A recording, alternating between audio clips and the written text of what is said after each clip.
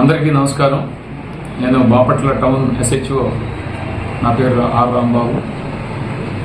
అందరికీ తెలియజేయండి ఏమనగా, మన బాపట్ల టౌన్ పోలీస్ స్టేషన్ పరిధిలో కొంతమంది అన్నోన్ పర్సన్స్ విలేకరులుగా పేరు చెప్తూ, కొంత సోషల్ మీడియా వాళ్ళ పేర్లు చెప్తూ కొంతమంది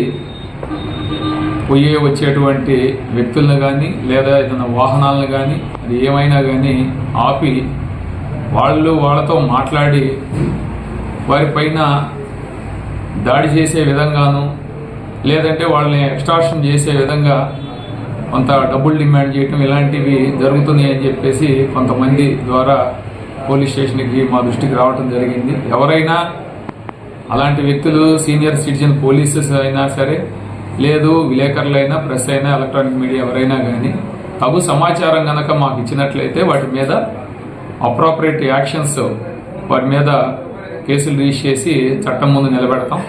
అంతే తప్ప వారే డైరెక్ట్గా పోయి ఇన్వాల్వ్ అయిపోయి అదేదైనా కానీ అక్కడ జరిగేటువంటి యాక్టివిటీస్కి రెస్పాన్సిబుల్ అవ్వాల్సిన పరిస్థితి ఉంది. కాబట్టి ఏదైనా కన్సర్న్డ్ ఆఫీసర్స్కి వాళ్ళు సమాచారం ఇచ్చినట్లయితే దాని మీద మేము ఖచ్చితంగా చట్టపరమైనటువంటి చర్యలు తీసుకుంటాం.